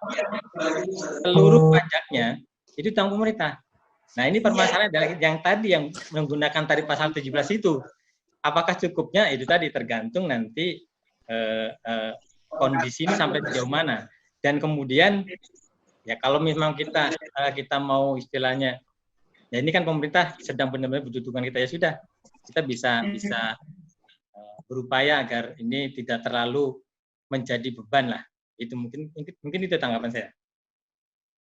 Ya, karena Bang Lajanya lagi off, ambil sebagai moderator. Silakan Mas Ri, tolong diwakilkan sebentar. Dia lagi kelihatannya gangguan sedikit, jadi Pak Hestu, saya sepakat dan menurut saya kan ada yang dalam kontrol Pak Hestu dan teman-teman di pajak, ada yang di luar kontrol Bapak juga. Seperti misalnya Pak, seperti misalnya kebutuhan likuiditas dari usaha-usaha yang pada saat ini sudah ya mantap makan tabungan dan tabungannya udah habis gitu misalnya, terus dia harus dalam pilihan menjual aset. Dan ini berbahaya karena ini kalau dia menjual aset begitu nanti ekonominya dibuka, dia akan ada kesulitan untuk restart. Nah, ini yang bukan tentunya di bidang Bapak ya, tapi ini perlu dipikirkan untuk mengambil kebijakan yang menurut saya. Dan saya sih menurut saya kita di dalam satu perahu ini Indonesia Incorporated harus sama-sama lihat nih apa yang kita bisa lakukan. Dan memang udah kalau ibaratnya ini senjata pasopati yang dikeluarin oleh kita nih menghadapi si COVID-19 ini. Dan ya kita harapkan segeralah selesai ini pandemi supaya kita bisa mulai menyiapkan langkah-langkah ke depannya. Saya sih melihatnya sih positifnya seperti itu, Pak. Baik, Bang Sandi. Sudah bergabung sama kita tadi Bang Sarman, Kang Agung, King Bagus, dan Ibu Diantri Lapian. Kita akan melihat dan mendengar dengan kesempatan ini kita berikan pertama kepada Kang Agung Suryamal, mantan Ketua Umum Kadin Jawa Barat. Kang Agung, apa kabar? Ya, Assalamualaikum warahmatullahi wabarakatuh. Terima kasih. Sehat Terima kasih, ya, Bang Laja. Sehat ya, Sehat, Kang? alhamdulillah. Ya, oke Kang. Ya, Bagaimana teman-teman sehat. di Bandung, Kang? Dunia usaha di Bandung di tengah pandemi seperti ini? Yes. Pada umumnya sih mereka slow down dan juga tiarap lah, ya. Karena kondisi mungkin situasi yang tidak memungkinkan untuk optimalisasi dalam melakukan usaha karena ada keterbatasan. Nah, saya tadi menyimak dari beberapa narasumber yang tentunya ini cukup bagus bagi kami pengusaha dan juga tadi Bang Sandi yang menyampaikan bagaimana pengangguran dan juga bagaimana memberdayakan UMKM ke depan. Nah, saya lihat bahwa masalah COVID-19 ini saat ini yang menjadikan masalah yang dihadapi oleh warga dunia dan bukan hanya Indonesia, yang tentunya kami berharap bahwa ini segera badai bisa berlalu. Karena sebagai pengusaha, kami pun saat ini tidak bisa melakukan hal-hal yang produktif. Nah, kita juga paham bahwa pemerintah saat ini kondisi yang cukup sulit dengan situasi ekonomi yang saat ini cukup berat beban bagi pemerintah. Dan saya harap juga kepada pemerintah dan juga perbankan ya, dan juga BUMN untuk menyatukan satu visi ya, untuk bisa membantu dunia usaha. Misalkan kaitan perbankan, masalah reschedule, ya, terus juga BUMN mungkin PLN, yang mana beban industri ya, yang cukup berat juga, yang tentunya bisa diringankan. Karena kondisi saat ini krisis lebih parah dari 98. Dulu pengusaha-pengusaha menengah besar yang terpuruk, sekarang menengah besar dan UMKM yang terpuruk. Ya, jadi ini sesuatu yang luar biasa masalah yang dihadapi oleh pengusaha Indonesia ini. Dan saya harapkan kaitan dengan masalah COVID-19 ini juga berharap ada satu edukasi kepada masyarakat, ya, termasuk Pak Bang Sandi sebagai ketua relawan, bagaimana masyarakat ini bisa ya, mendisiplinkan diri dan juga memahami tentang protokol masalah COVID-19 ini. Karena yang saya lihat ya, di Bandung, Jawa Barat khususnya, banyak masyarakat yang masih belum paham dan mereka juga masih tidak melindungi dari dirinya ya, dan juga mereka juga saya kira rentan dalam terpapar virus COVID-19 ini. Nah tentunya dengan adanya pengurangan PSBB ini, nah ini juga harus diantisipasi, jangan sampai dampak setelah setelah Idul Fitri ini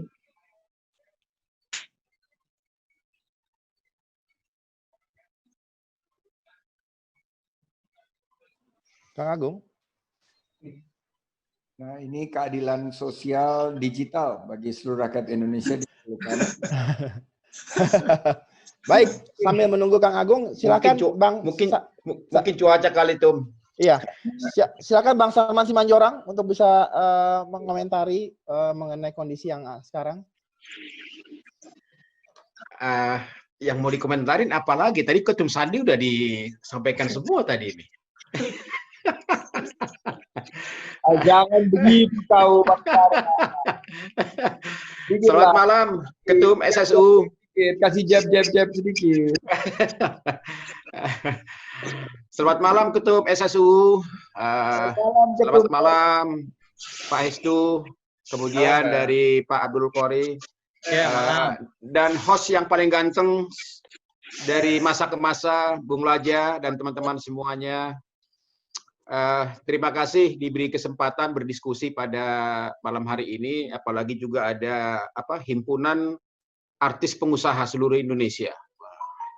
Tentu nanti pasti kita dengar juga nih gimana keluhan-keluhan para artis yang berbisnis kuliner, yang kebanyakan juga di kuliner, apakah masih survive, apakah memang sudah 4L, ya. Jadi lisulilah litih lemah. Nah, jadi tadi pagi saya juga diundang jadi narasumber oleh Bank Indonesia DKI Jakarta dengan tema prospek ekonomi Jakarta pasca COVID-19. Jadi kita sampaikan bahwa memang kondisi ekonomi di Jakarta khususnya pada saat ini ya sudah ngeri-ngeri sedap, ya.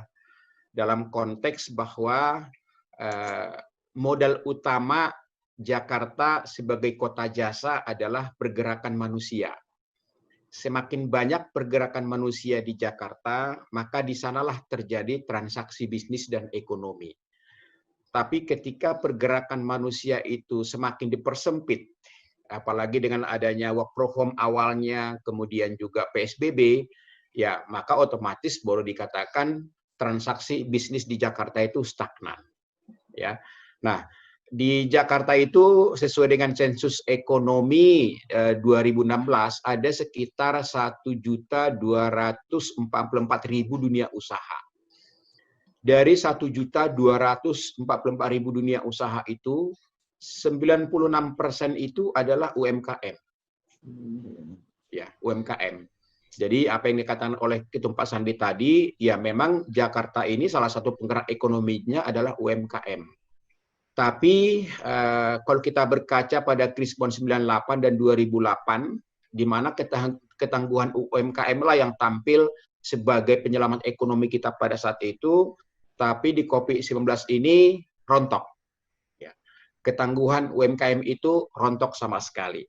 Jadi bisa dikatakan memang sangat-sangat menyedihkan ya kondisi ekonomi saat ini.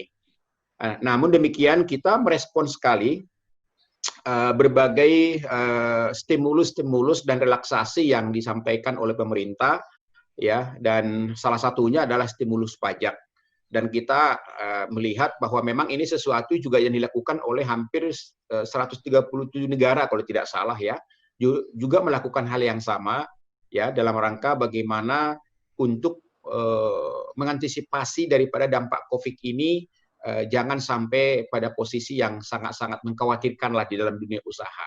Nah, apakah itu katakanlah mungkin memberikan stimulus pajak kepada dunia usaha secara umum, apakah kepada manufacturing atau industri, ataupun sekalipun kepada pajak-pajak pribadi, gitu kan? Jadi saya 2 hari yang lalu juga ditelepon salah satu wartawan menyatakan apakah dunia usaha sudah mempraktekkan PPH, ya, PPH bagi pemotongan PPH itu yang bagi yang bergaji 200 juta ke bawah, ya. Kalau tidak salah itu berlaku sejak tanggal 1 April ya Pak Hestu, ya, 1 April 2020 ya, ya. Jadi ya memang terus terang itu sangat-sangat membantu Pak, sangat-sangat membantu dunia usaha, ya, tentu juga dengan kebijakan-kebijakan yang lain.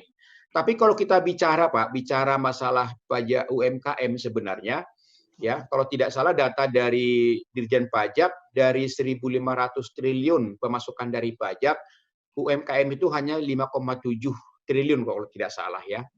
Jadi memang begini Pak, apa yang disampaikan oleh Ketum Sandi tadi, sebenarnya negara tidak perlu terlalu banyak mengharap dengan pajak UMKM ini, ya. Akan tetapi peran UMKM ini yang sangat-sangat strategis dalam menopang pertumbuhan ekonomi kita itu sangat-sangat betul-betul strategis. Tadi Pak Sandi katakan bahwa hampir 97% ya daripada lapangan pekerjaan kita disediakan oleh UMKM. Kemudian 16% daripada PDB kita juga ditopang oleh UKM. Ya, kemudian kalau tidak salah 14% ekspor kita juga ditopang oleh UMKM. Jadi artinya sebenarnya peran strategis UKM ini aja sudah cukup bagus terhadap ekonomi kita. Jadi jangan terlalu dipaksa atau jangan terlalu ditekanlah sebenarnya UKM ini untuk bayar pajak, ya. Tapi yang kami selalu tuntut kepada pemerintah saat ini Pak Hestu, bahwa pemerintah sangat-sangat membanggakan daripada peran UMKM. Tapi dalam prakteknya yang dari sisi pembinaan, dari sisi pemberdayaan, dari sisi pengembangan itu tidak maksimal. Jadi seharusnya bagaimana UKM itu naik kelas dari mikro ke kecil, dari kecil menengah, sehingga dia ketika masuk kelas menengah dia udah merupakan sektor usaha yang layak bayar pajak, gitu. Nah, jadi apa yang dicita-citakan oleh Ketum Sandi sejak kita pengurusan HIPMI dulu, ini masih belum maksimal, ya, yang namanya kenaikan kelas UKM ini. Mikro-mikro terus, kecil-kecil terus, tidak pernah naik kelas. Nah, makanya 3 hari yang lalu, Pak, kita melakukan satu diskusi juga, diskusi mengenai nasib UMKM pada RUU Cipta Kerja. Jadi saat ini kan RUU Omnibus Law ini sedang dibahas. Ada satu klaster di sana, klasternya adalah klaster UMKM. Nah, kami melihat bahwa penguatan UMKM di klaster ini belum kami lihat secara maksimal. Ya, padahal sebenarnya sudah ada Undang-Undang Nomor 20 Tahun 2008 tentang UMKM. Tapi dalam kenyataannya itu belum maksimal. Nah, itu makanya kita ingin perkuat bagaimana supaya nasib UMKM ini ke depan lebih jelas lagi. Apakah itu dari sisi pembinaan, dari sisi pengembangannya, dan juga dari berbagai kebutuhan daripada UMKM selama ini. Terus terang aja kalau kita lihat dari sisi permodalan, Pak Hestu, ya, Pak Koni, ya. Misalnya kita lihat kenapa para pedagang-pedagang kita di pasar itu, Pak, itu banyak sekali minjam ke rentenir. Dengan dengan bunga cukup tinggi, Pak, 25% kadang-kadang. Tapi mereka mampu membayar. Karena mereka kesulitan akses ke bank. Nah, ke bank itu ternyata lebih gampang mencairkan pinjaman 50 miliar, 100 miliar daripada pinjaman 50 juta. Itu kenyataan. Gitu. Nah, tapi dalam kenyataannya UKM inilah yang paling taat membayar daripada pengembaliannya. Nah, seperti itu yang kita ingin penguatan ke depan. Sehingga apa yang terjadi ketika nanti UKM ini naik kelas, Pak, ya, Pak Hestu sudah bisa menyatakan bahwa ini sudah layak dipajakin gitu. Tapi kalau saat ini mikro usaha kecil dipajakin, saya terus terang Pak, jangankan 0,5%. Menurut hemat saya bila perlu bebaskan dulu sementara. Kalau bagi saya UKMK ini, gitu loh, ya. Jadi ada juga Pak gini Pak, semacam obrolan santai dibilang begini. Ini jangan sampai Covid ini semacam selama ini kan pengusaha, kemudian masyarakat bayar pajak. Nah, saat ini pemerintah dong yang bayarin kita, belanjain kita sementara ini gitu. ada juga omongan seperti itu. Nah, jadi ya kita berterima kasih nih Pak Hestu bahwa berbagai stimulus pajak ini terus terang memang sangat-sangat meringankan beban dunia usaha. Walaupun memang terus terang beda-beda sektor pasti beda ya Pak ya. Mungkin sektor industri, manufacturing, jasa dan segala macam. Nah, walaupun memang terus terang kami juga dari UKM Pak, ketika ada stimulus daripada pemerintah pusat, kami juga sebenarnya juga meminta ada stimulus juga dari pemerintah daerah. Ya, kami juga ada minta pemerintah daerah. Misalnya begini, teman-teman kita sektor pariwisata Pak, hotel, restoran, kafe, itu udah sejak bulan Februari Pak, mereka sudah terimbas. Belum lagi di Jakarta udah 2 bulan yang namanya pusat hiburan Pak, itu juga sudah tutup. Nah, kami minta waktu itu, apakah pemerintah daerah bisa memberikan semacam katakanlah keringanan atau mungkin kompensasi akan pajak-pajak restoran, pajak hiburan misalnya. Bahkan kita minta juga Pak, yang namanya pajak kendaraan bermotor. Ya karena kan banyak juga motor, mobil yang diperuntukkan untuk transportasi, Pak. Mereka juga harus bayar. Di satu sisi omset mereka sangat-sangat menurun. Termasuk Pak tadi pagi muncul juga ide Pak dari pengelola-pengelola gedung dan apartemen minta supaya PBB juga bisa diberikan keringanan oleh Pemda DKI Jakarta. Hanya dari Pemda menyatakan kalau PB ini sampai diberikan juga keringanan, waduh, ini pendapatan dari Pemda nggak ada lagi katanya. Nah, ini memang sesuatu yang dilematis sekali. Tapi bagaimanapun dari pemerintah mudah-mudahan nanti bisa dikembangkan lagi Pak stimulus-stimulus yang lain supaya pengusaha saat ini posisinya cepat hanya bisa bertahan Pak, hanya bertahan dulu, tidak pernah memikirkan untung ya, tapi bagaimana bisa membayar daripada karyawan kita ya. Kalau THR masih ini Pak, masih tertunda Pak. THR masih ditunda setelah nanti ke 10 perusahaan bisa mungkin baru kita bayar. Okay. Nah, itu mungkin kondisi yang ada Pak. Terima kasih. Mungkin Pak Hestu bisa ini menjadi masukan-masukan ya. Bagaimana supaya masalah kebijakan pajak ini betul-betul mampu membantu dunia usaha dalam kondisi seperti ini. Siap. Makasih Bang Sarman. Nih Pak Hestu banyak yang curhat nih Pak Hestu. Mohon sabar Pak Hestu, ini ujian. Baik, kita akan ke Ibu Diantri Lapian sebagai Ketua Umum Gerakan Masyarakat Wirausaha. Kan ini di Gemawira ini banyak emak-emak ya mikro, ultra mikro lah ya yang bergabung di dalamnya. Nah ini kita pengen tahu bagaimana sih kondisinya, Ibu Dian, silahkan. Ya. Selamat malam Bapak-Bapak. Assalamualaikum warahmatullahi wabarakatuh. Bang Sandi. Waalaikumsalam warahmatullahi. Ya, mengenai pajak, keringan pajak itu udah cukup baik ya untuk UMKM saat ini karena saat ini kita diberi kelonggaran pembebasan 6 bulan dari 0,5% itu. Hanya sekarang ini yang paling kami butuhkan itu, UMKM butuhkan itu adalah program-program pendampingan dan pembinaan dari pemerintah. Karena UMKM ini benar-benar syok menghadapi perubahan yang sangat cepat yang kemarin ini terjadi akibat wabah COVID.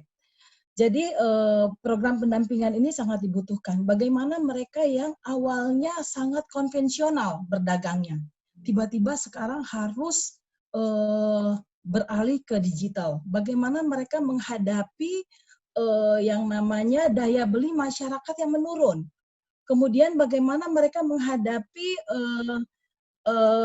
perilaku konsumen yang berubah. Saat ini konsumen lebih banyak nantinya belanja online, lebih banyak food delivery, lebih banyak misalnya melakukan home cooking di rumah gitu. Nah, perubahan inilah yang memang benar-benar sangat dibutuhkan UMKM, bagaimana kita memberikan arahan dan pendampingan untuk mereka. Kami sendiri di lapangan yang biasanya memberikan pendampingan dan pembinaan saat ini memang agak kerepotan gitu untuk menghandle baik anggota maupun binaan kami. Bagaimana mereka harus bertindak melakukan perubahan dengan cepat untuk bisa beradaptasi dengan keadaan ini gitu. Nah, inilah yang sangat dibutuhkan. Kami selama ini fokus di awal itu adalah memberikan pelatihan-pelatihan digital. Kemudian kami bekerja sama dengan korporasi-korporasi maupun dengan tenaga-tenaga ahli lainnya agar mereka bisa turun ikut serta untuk membantu memberikan pembinaan dan pendampingan gitu. Agar UMKM ini bisa jalan. Karena benar-benar mereka shock dan nggak ngerti harus apa. Kalau UMKM yang sudah tergabung dalam organisasi misalnya, atau dalam komunitas, ini agak lebih mudah. Karena mereka mendapat arahan, mereka mendapat binaan, mereka dapat petunjuk apa yang harus mereka lakukan. Tapi kalau UMKM ini yang berdiri sendiri, mereka tidak tergabung dalam komunitas maupun organisasi, mereka bingung. Untuk bertahan aja udah sangat sulit gitu. Bagaimana mereka mau bisa nanti menaikkan pendapatannya mereka gitu.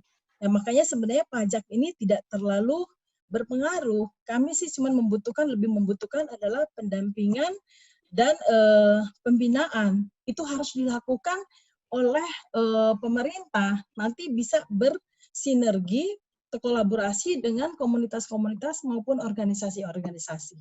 Itu aja dari UMKM. Ya, kami berharap ini kondisi ini bisa dapat segera tertangani dan kita bisa dapat membantu UMKM agar UMKM ini bisa menjadi nanti tulang punggung dari ekonomi nasional. Baik, terima kasih Ibu Diantri Lapian, Ketua Umum Gemawira, dan sudah juga bergabung dengan kita King Bagus dari HAPSI. Ini himpunan artis dan pengusaha luar biasa. Mudah-mudahan kita bisa bertarung dengan semangat di dalam pandemi seperti ini, King Bagus. Kami persilahkan, mungkin ada yang bisa disampaikan. Baik, selamat malam. Assalamualaikum warahmatullahi wabarakatuh untuk semuanya, para senior. Wah, lumayan sangat holistik ya. Jadi kalau aku melihat apa yang disampaikan oleh Ibu tadi juga sudah komplit, karena UMKM butuh pendampingan. Pak Sarman juga sudah bingung juga mau ngomong apa lagi karena sudah dituang semua sama Bang Sandi gitu loh. Jadi hormat senior. Nah, jadi kalau dari himpunan artis itu, kalau tadi Bang Sarman bilang restoran ya pasti kepukul. Memang sudah jauh hari kita terbantu dengan kalau yang berbasis by remote itu remote kitchen gitu Pak ya. Jadi kayak berbasis delivery gitu seperti itu, atau pengantaran makanan ke depan mungkin yang makanan higienis itu akan populer gitu loh. Sebelumnya saya juga sempat nulis itu tentang lockdown dan ada 777 yang harus dilakukan, yang harus dicatat oleh pemerintah, yaitu 7 pertama 70% itu perputaran seperti kata Bang Sarman tadi, traffic itu membuat nilai valuasi dan nilai tanah tinggi. Nah, 70% itu di Jakarta perputaran uang. Kemudian tujuhnya lagi ada langkah-langkah yang harus dilakukan pemerintah. Yang ketujuh yang berikut, pemerintah harus mensosialisasikan bahwa pandemi ini mungkin kalau menurut saya, kalau orang bilang sekarang new normal, jadi bahasa-bahasa banyak mungkin yang harus banyak dirubah Pak narasinya. Jadi kayak kita itu jangan lagi tertelan dengan isu pandemi ini, tapi kita rubah dengan mindset yang positif gitu. Karena harus melangkah gitu, nggak bisa kita down terus kita tangan di bawah gitu, Pak kami butuh bantuan atau apa gitu. Jadi memang butuh stimulus, butuh kayak pendampingan gitu kan. Kami dari HAPSI sendiri pun siap gitu untuk kayak UMKM ini kan kendalanya adalah mereka tidak terlalu go digital, mereka juga tidak ahli dalam copywriting, tidak ahli dalam digital marketing, tidak ahli juga dalam branding gitu kan. Nah, dari Hapsi pribadi pun talent-talent itu ada yang siap support gitu loh. Kami bisa tidak usah dibayar, kami lillahi ta'ala siap bantu. Ada yang saya suka dari salah satu selebgram, influencer, namanya Mbak Jessica Iskandar. Dia sampai bilang, ayo UMKM, sini saya bantu, kamu tinggal jelasin produk kamu nggak usah bayar seperti red card saya seperti biasanya. Saya akan bantu kamu dengan nilai diskon luar biasa. Nah, ini kejadian karena saya punya produk, Pak. Karena saya artis tanggung seputar gitu ya, selebritis kurang terkenal. Jadi saya punya produk, mau saya titipkan ke artis, dipukul masih red card profesional. Jadi saya sendiri pun gelisah. Ayo dong teman-teman, UMKM ini kan butuh barangnya di-endorse oleh kamu gitu kan. Diskon dong gitu. Janganlah kamu samakan dengan harga yang 25 juta sekali posting, terus di feed segala macam. Diskon kayak misalnya 80% dan nama kamu akan tercatat sejarah dan digital tuh nggak hilang gitu loh, bahwa kamu care gitu loh. Nah, harapan saya pada malam ini, mudah-mudahan teman artis dengar gitu, bagaimana mereka bisa ada namanya empati. Karena empati adalah ilmu paling tertinggi dalam apapun, dalam branding, dan ketika dia bisa memberikan empati terhadap diskon gitu, terhadap teman-teman UMKM, dia endorse gitu, dia akan tercatat. Orang wujud terima kasih luar biasa gitu. Nah, ayo teman-teman artis, bantu teman-teman yang lagi bergerak UMKM ini biar bisa tumbuh, diiklankan di medsosnya mereka dengan harga yang diskon ampun-ampunan, banting lah gitu loh, 90% kayak gitu. Nanti sudah normal kan, kamu juga bisa nikmatin juga dengan keluhuran budi kamu tuh, kamu juga akan dapat gantian dari Allah, kan janji Allah tuh jelas mau membalas gitu loh, berkali lipat gitu loh. Jadi nggak usah khawatir, kamu nggak bisa makan beras kok buat teman-teman artis yang aktif jadi selebgram. Tapi teman-teman UMKM ini butuh di-push gitu, seperti itu. Mungkin itu aja sih Pak. Baik, King Bagus. Saya singkat. Banyak sekali curhatan pada malam hari ini, dan juga kita mengharapkan ada salah satu solusi yang bisa dilontarkan bahwa sangat menarik. Tadi King Bagus menyatakan bahwa ayo dong bantu teman-teman untuk bisa mengendorse. Di sini ada Bang Sandi yang endorsannya selalu gratis dan followersnya banyak sekali, dan mudah-mudahan tiap hari di rumahnya Bang Sandi berdatangan produk-produk dan semua di-endorse secara free dan gratis. Silahkan King Bagus teman-teman disampaikan bahwa ada Bang Sandi yang bisa nggak pakai tarif untuk bisa menyampaikan. Pak, jelasin ke Pak Yoga nih. Saya ini rezeki anak soleh, jadi karena suka mengendorse ini, kalau buka puasa nggak perlu masak lagi karena makanan banyak datang untuk di-endorse. Jadi terus UMKM yang kita kasih endorsement itu alhamdulillah pada naik. Jadi menarik juga buat UMKM ini, teman-teman yang Mbak Diantri Lapian, Mbak Kang Agung Suryamal, dan Bang Sarman, memang 80% dari UMKM itu mengalami penurunan omset. Tapi ada juga yang naik, dan saya cover mereka-mereka yang naik. Dan saya bilang kan pemerintah memberikan keringanan, mohon dari kelebihan penerimaannya ini bantu sesama lah, saling peduli, karena pasti banyak UMKM yang lain juga lagi sangat-sangat dalam keadaan yang memprihatinkan gitu. Jadi ya inilah tenun kebangsaan, kita kan gotong royong.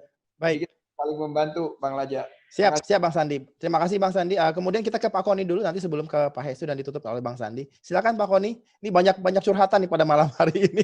Silakan Pak. Ya, oke, terima kasih. Ya, mungkin memang kalau tadi bicara lebih banyak ke UMKM, tadi sudah saya sampaikan sebenarnya UMKM itu kalau saya lihat sudah cukup maksimal pemerintah memberikan insentif perpajakan. Tapi tadi ada satu yang belum di ini Pak Yoga, yaitu mengenai bagaimana kalau misalnya wajib pajak ini merasa pengurangan angsuran ini masih kurang gitu kan. Kondisi sekarang ternyata tambah turun nih, drop. Nah, apakah dengan Kepdirjen 537 permohonan pengurangan angsuran masih bisa dilakukan?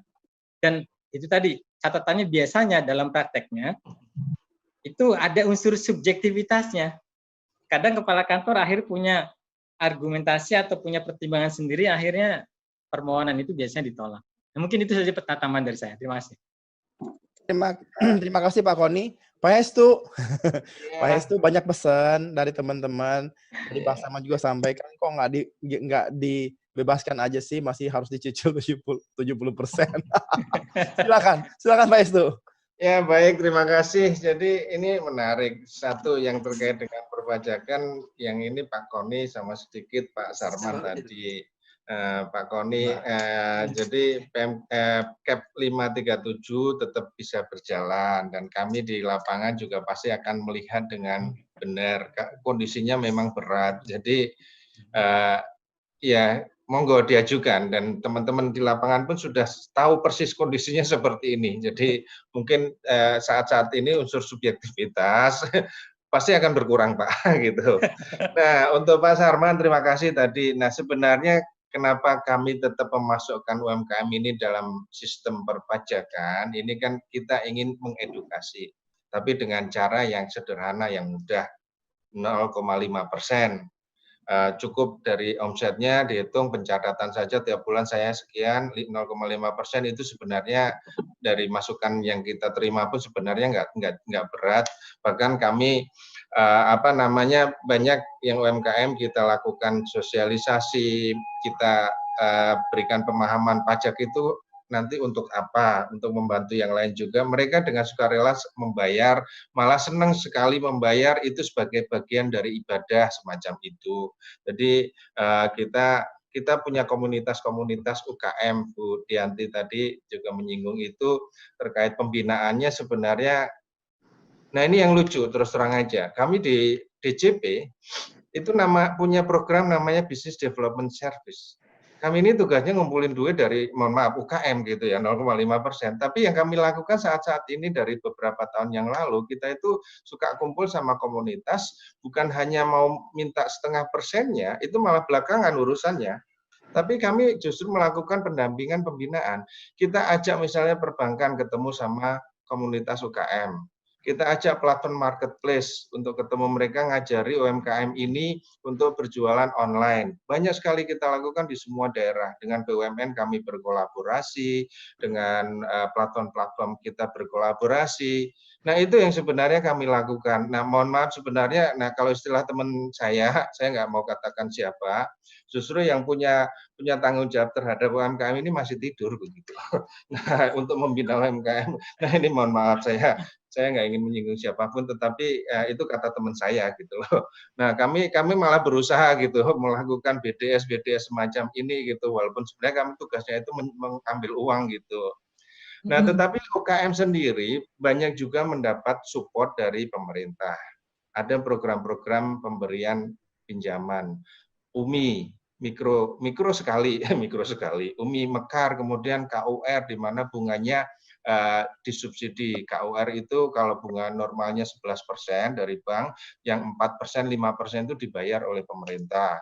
Dan saat pandemi ini juga tadi sudah disampaikan banyak sekali dukungannya kepada UMKM. Pemulihan ekonomi PP 23 itu dominannya untuk membantu UKM. Kalau bicara misalnya ada skema penempatan dana dari pemerintah kepada perbankan, itu bukan untuk membantu banknya, tetapi untuk restrukturisasi utangnya UKM.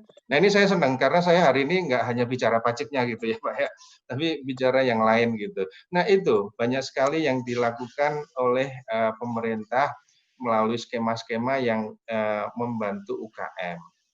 Nah kemudian yang terakhir mungkin Pak King Bagus, sebentar mungkin Pak Sarman tadi pajak-pajak daerah, memang ini perlu pendekatan khusus kepada daerah. Kebetulan memang kalau pajak daerah kami pun di pusat tidak punya kewenangan, kami berusaha mensinkronkan. Salah satu misalnya di Omnibus Law perpajakan, itu pemerintah pusat bisa intervensi kalau pajak daerahnya terlalu tinggi. Sebenarnya seperti itu arahnya, tetapi kemudian sepertinya Omnibus Law perpajakan ini sudah tidak akan dibahas lagi karena sebagian materinya sudah ada di Perpu 1 seperti penurunan tarif BPH Badan tadi. Nah, mungkin terakhir untuk Pak King Bagus ya. Jadi ini menarik sekali bahwa untuk mendukung pemulihan ekonomi ini, terutama UKM yang terdampak, memang harus moving on. Kita harus mulai bangkit, kita harus melawan pandemi ini. Dan kalau Bapak Ibu perhatikan, bahwa dari sisi pemerintah sudah mulai ada arah-arah bahwa bagaimana kita harus bangkit melawan corona ini. Seminggu, 2 minggu yang lalu dari Kemenko Perekonomian dokumennya terungkap, entah itu bocor atau apa, skema-skema mulai pelonggaran, pembukaan bertahap semacam itu. Dari BUMN, Kementerian BUMN juga sudah bahwa mulai Juni akan dibuka ini. Nah, banyak lagi. Memang ini situasi yang sangat sulit. Jadi kalau komunikasinya di pemerintah ini kadang ada kelemahan-kelemahan, karena ini bukan hal yang mudah. Menteri A bicara ini, Menteri B bicara ini seolah ini. Karena ini memang bukan hal yang mudah untuk membuat suatu keputusan yang sedemikian bagus tepat. Nah, tetapi arahnya memang bergerak ke sana. Ke arah yang memang pengambilan keputusan yang bagaimana. Di satu sisi, kesehatan tetap harus dijaga, tetapi ekonomi nggak boleh benar-benar hancur seperti istilahnya Pak Bang Sandi tadi. Nah, ini memang perlu keseimbangan dan ini bukan sesuatu yang mudah. Jadi mohon dimaklumi, justru pemerintah ini perlu didukung untuk dalam pengambilan keputusan supaya tepat, menyeimbangkan dua hal tadi, antara kesehatan karena nyawa sangat berharga, tetapi ekonomi secara keseluruhan, negara keseluruhan juga sangat berharga juga. Karena kalau kita sampai benar-benar kolaps secara ekonomi, ini generasi muda habis, masa depan bangsa kita juga selesai gitu. Kita akan terpuruk benar-benar dan itu tidak hanya dalam setahun 2 tahun, tapi mungkin dalam dekade-dekade ke depan benar-benar akan terpuruk menjadi negara yang terbelakang. Nah ini yang pemerintah dalam situasi yang sangat-sangat berat dalam pengambilan keputusan perlu dukungan. Mohon maaf, jangan kritikan boleh, masukan boleh, tetapi kalau itu kemudian jadi cibiran atau apa, nah ini yang mungkin mohon dikurangi karena memang pemerintah benar-benar membutuhkan dukungan ke sana. Siap, Pak Hesti. Terima kasih mungkin Pak Raja. Justru di sini kita berkolaborasi bersama karena musuh kita itu sama. Kita cuma bagaimana kita memikirkan bahwa kita harus melakukan penyelamatan terhadap dunia usaha dan Dijen Pajak itu pastinya punya regulasi-regulasi yang kita harapkan bisa mumpuni mengatasinya. Oke, closing dari Bang Sandiaga Salahuddin Uno. Tadi sudah ada penyampaian dari Kang Agung Suryamal, kemudian ada King Bagus, ada Budi Antri Lapian, dan Bang Sarman Simanjorang yang sudah memetakan bahwa memang semua terpukul, bahkan tadi Bang Sarman bilang, udahlah gratisin aja. Jadi kita terima juga tagihan PBB yang katanya kalau dibayar sampai 1 bulan ke depan, nah itu agak susah tuh Pak, diskonnya. Baik, Bang Sandi silahkan Bang Sandi. Ya, akhirnya kita di penghujung acara atas nama Bank Infak. Sekalian tausiah sedikit Tom. Pak Kiai Haji Sarman Simanjorang.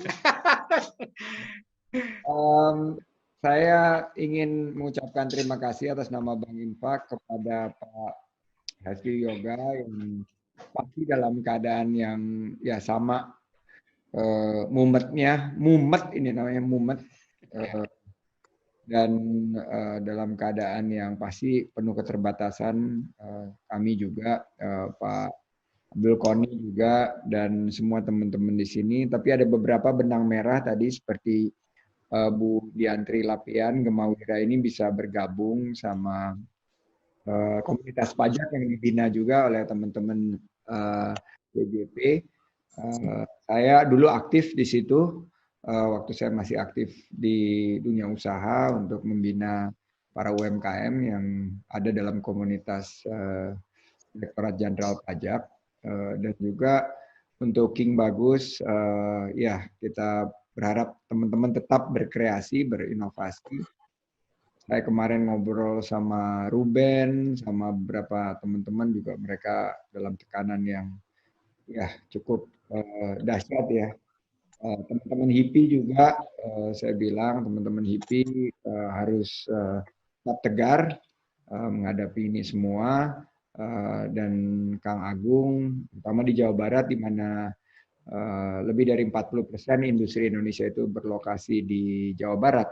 Jadi harus juga terus berkoordinasi. Karena saya yakin badai pasti berlalu. Dan hari-hari terindah, cuaca tercerah itu kita dapatkan setelah badai pasti berlalu. Dan saya yakin juga peluang-peluang terbaik akan hadir untuk para pengusaha Indonesia, entrepreneur yang jeli melihat peluang. Jadi bagaimana kita beradaptasi dengan new normal. Memang bukan berdamai dengan corona ya, tapi kita berdamai dengan satu realita baru. Dan inilah yang saya ingin himbau di sini.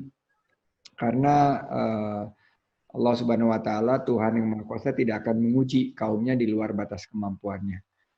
Dan percayalah bahwa di balik setiap kesulitan akan ada kemudahan-kemudahan bagi kita yang mampu untuk melihat pesan. Ini ujian untuk kita naik derajat. Demikian dari kami, Bank Infak berterima kasih kepada kehadiran semua yang ada di sini. Sekali lagi mendahului nih, selamat Hari Raya Idul Fitri, dan mohon maaf lahir batin secara virtual. Dan tetap disiplin, mohon disiplin, karena ini banyak yang melihat di dunia medsos, jangan kita lengah. Kalau kita lengah, ini nanti angka infeksinya meningkat lagi, dan akhirnya kita nggak bisa merelaksasi sesuai dengan bocoran yang kita dengar. Namun saya ingin memberikan pesan juga, dunia usaha harus diajak bicara dan tim medis juga harus diajak bicara. Karena dalam membuka kembali ekonomi kita ini, kita harus melihat dampak resiko kesehatan masyarakat yang terkecil dan dampak ekonomi yang terbesar. Dan jenis-jenis usaha seperti apa, itu harus kita komunikasikan dan sosialisasikan dengan baik sehingga tidak menimbulkan satu kebingungan baru. Itu yang kita harapkan. Terima kasih sekali lagi, sukses untuk kita semua. Wassalamualaikum warahmatullahi wabarakatuh. Waalaikumsalam warahmatullahi wabarakatuh. Baik, acara sudah berakhir. Kami mengucapkan sangat-sangat terima kasih kepada Bang Sandiaga Salahuddin Uno, Pak Koni, Abdul Koni dari Managing Partner Pajak Online Consulting Group, dari Pak Hestu Yoga Saksama. Terima kasih Pak atas kehadirannya dan mendengarkan curhatan dari teman-teman. Ada Ibu Diantri Alpian dari Gemawira, ada King Bagus dari Hapsi, ada Kang Agung Suryamal dari Bandung, Jawa Barat, dan ada abang saya, Bang Sarman Simanjorang. Terima kasih atas eksistensinya pada malam hari ini. Dan kemudian saya bisa umumkan bahwa hasil acara ini adalah hasil kolaborasi antara pajakonline.com yang bekerja sama dengan Bank Infak, serta PT Mitra Sakti Sinergi, dan juga para mitra Bank Infak pada malam hari ini, yaitu Bank Syariah Harta Insan Karimah, Gemawira, Gerakan Masyarakat Wirausaha, serta PT Mitra Sakti Sinergi, Business and Tax Consulting. Terima kasih atas semuanya. Terima kasih host Mas Angga, Mas Eka yang sudah mempersiapkan acara pada malam hari ini. Terima kasih. Semoga kita bisa mengambil satu manfaat dari acara ini, bahwa pajak sudah melakukan maksimal yang bisa dia berikan kepada masyarakat, tapi harus punya kelenturan sehingga nanti bisa menyesuaikan, dan mudah-mudahan dunia usaha kita bisa kuat menghadapi pandemi ini. Dan tadi Bang Sandi sudah berpesan, tolong disiplin agar badai cepat berlalu, dan insya Allah hari-hari terindah itu adalah setelah badai itu selesai. Baik, terima kasih atas perhatian dan atensi semuanya, teman-teman yang menyaksikan di YouTube Pajak Online TV dan Bank Infak TV, serta Facebook Bang Sandiaga Salahuddin Uno. Terima kasih. Billahi taufik wal hidayah. Wassalamualaikum warahmatullahi wabarakatuh. Waalaikumsalam. Terima kasih Pak Koni, Pak Hestu, makasih. King Bagus, makasih. Mas Angga, terima kasih.